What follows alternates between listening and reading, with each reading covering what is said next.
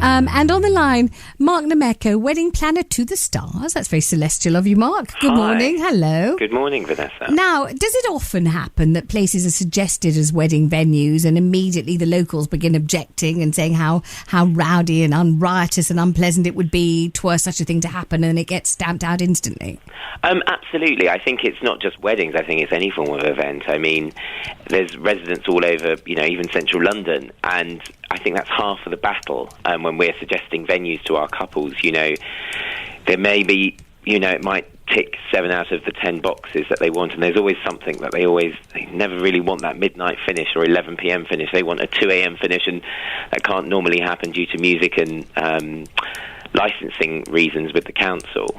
So, yeah, it's pretty common that there is issues with neighbours, and if a venue does initially open up, you tend to find a year later there's even more restrictions from following complaints from neighbours and so forth. Oh, really? But the plan sounds so intrinsically poetic that the weddings would last a mere 2 hours, and there would be no ribald behaviour of any description, and there would only be just a little light classical music, and it has to be classical. God forbid you might play a bit of, Frank Sinatra and Nelson Riddle belting out Chicago, my toddling town. There'll be none of that. There certainly won't be any Robin Thicke and Blurred Lines. None of that. No. Just a little bit of classical music for just 2 hours. I don't know, will there be any food? Let me just read whether there's any food. Hang on, let me just have a quick look here.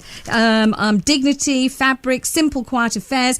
Only permit gentle classical music. There'll be no speakers, nor any marquees set up in the gardens. Oh, and no amplified music, reception parties or dinners. Okay. So essentially, I think you take your vows and take a hike. I think that's pretty much it. I mean, I do think with everything, there is something for everyone out there. And I do think, if you've got how many people can it look after? Do you know? Not very many. It's quite small, they say. So, an intimate ceremony, maybe second marriage even. Mm-hmm. It could be perfect for that. And then you're going off. You could even do it, so you can't even have a drink there. Or no. Maybe we could have a light cordial, an elderflower cordial. I just made that up. With sparkling, a wafer sparkling biscuit. Water. some sparkling water. I mean, is there any demand for weddings of that kind? Yeah, It's quiet and understated. Yeah, I mean, we've done weddings for as little as 10 people before. Really? But there has always been, and it doesn't necessarily, like we did a wedding on Friday, and it was around 90 people, and afterwards we just went to a very well-known hotel's bar. So it was very uncontrived. There was no real production in it. It was just really, classically chic that we had this great after-party bar. But also going back to the point that people like historical venues, and I think I know it sounds so cliche, but brides do love, it's that Disney thing that has been put into them as a child, of being the princess for the day. And I think, Blenheim Palace, Kensington Palace, you've been able to do weddings and host the after party at those types of venues for many years now, and it's that whole kind of thing of having my own palace for a weekend or a day even, and in some cases even being able to stay in them and have accommodation in them. We are talking about a most colossal amount of money, though, aren't we, for somewhere like Blenheim Palace for getting married there? I seem to remember having made inquiries about 7 years ago. Yeah. And I seem to remember that it was going to cost then, now you can correct me if I'm entirely wrong about this, but I seem to remember that it was going to cost then £40,000 7 years ago, before even a single peanut had been consumed. Yes. Is that I did right? a wedding there last July. 40 grand just for the venue, in other words. You haven't done anything. You haven't had a sausage. You haven't done anything. All you had to have one sip of Prosecco or some really... no baby sham. Vanessa, 40 grand. You must have been shutting it down. Because you can have it. You can have the orangery there and for nowhere near as much as that. How much is it for the orangery? I can't remember off the top of my head, but for hire it's under 10,000. But then you've obviously got to, on top of that, buy your food and beverage. Right. But no, I do think with all of these venues, I do think, there's something so special about them. And you do want, even if you're the most rock and roll person, you still want something very timeless about your wedding day that you can look back on and go, this is what we did. Something to tell the grandchildren. We did the wedding on Friday. They actually got married in St Mary's Undercroft in the Houses of Parliament. Oh, lovely. Which is just amazing, and so much history. It was actually a stables for Oliver Cromwell many years ago. Yeah. Anyway, just such history about it. And I mean, what an amazing thing. And then do you have to be someone special to be able to do that? You do. You have to be, so. Well, our groom was a son of a lord. Uh-huh. So, yeah, you have to be a member of the Houses of Lords. Well, that helps a lot, doesn't it? With these matters. You just happen to be the son of a lord. That's quite nifty. But you know what? That couple, in the early stages, were even thinking, oh, no, we don't want to do this. And I was like, you have to do it. It's just... Because even though the Houses of Parliament are so massive, the actual chapel is so tiny and so beautiful. There's something quite charming all about it all.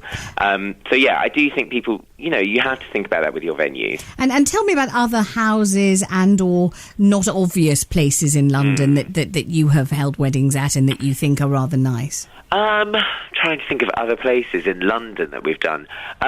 I mean, I obviously love Claridge's, but that's obviously that's obviously quite obvious. Mm-hmm. There's all different types of... you've got Chandos House, which is gorgeous venue. I don't know Chandos House. It's just, I think it's around the corner. It's around the corner from my office. It's in Fitzrovia. Mm-hmm. So a beautiful. I think they filmed part of the King's speech there. Yes. You've also got places, well, you can't do it anymore, but we did a massive wedding last year at Battersea Power Station. So, that's on another level of John Keats. That was 300-400 people. Mm-hmm. But there are I just think London, full stop, is so historic, and you don't have to just have one venue. We did a wedding last year, and, it started off at Grosvenor Chapel in Mayfair, then there was a drinks reception at Harry's. Then everyone met at, Claridge's for a drink reception, a black tie dinner. Mm-hmm. So, and then we did the following day. We did a pub for the send off, and you can just do. That's the great thing about London. I think it's such a destination venue, even for Londoners to hold their wedding at. Do you think it would be a shame if the locals and the Heath Association stamped down on this, and therefore? I think they probably already stamped down. Hence, you can't do very much. Oh, yeah, I would imagine. But I think, yeah, I do. I think they should be able to do a little bit more there. If I said to you, I want my wedding there, we're only allowed to be there for 2 hours, we're only allowed a little classical music, we're not allowed any speakers, we're not allowed any alcohol, we're not allowed a reception, would you be able to think of something to make that a beautiful wedding or not? Well, you could use it as the ceremony, purely like you would use a church. Right. And then, have everybody get in cars or buses or whatever, and straight on those buses, there's mini bottles of champagne. Yeah. You really want to get the party starting. And then straight on to the reception venue. Purely use it for that. I wouldn't do your drinks reception there if you can't even have a drink. I think that makes absolute sense. That's why you're the wedding planner to the stars. That's the reason why. For sure. Just tell us one idea that you've had recently that you've really been happy with, something that you thought was pretty sparkly and it was your own idea and you haven't necessarily seen it, or if you have, you've amended it, and the bride and groom said, wow, Mark, when you came up with that, this really just blew our socks off. I think it's all about details. I think what's great is to get to know your couple, get to know the terminology, what they do, where they go, what holidays they enjoy, and it's all about those little details. We did a wedding in a beautiful country hotel recently, and I love playing with the escort cards, which is the alternative of a table plan. Mm-hmm. So we did cookies in the shapes of apples as escort cards, and you had two handsome chaps standing under the tree, and you walked up and you said your name, and he'd snip an apple down for you and maybe flirt and tell you your table number. Oh, that's rather nice.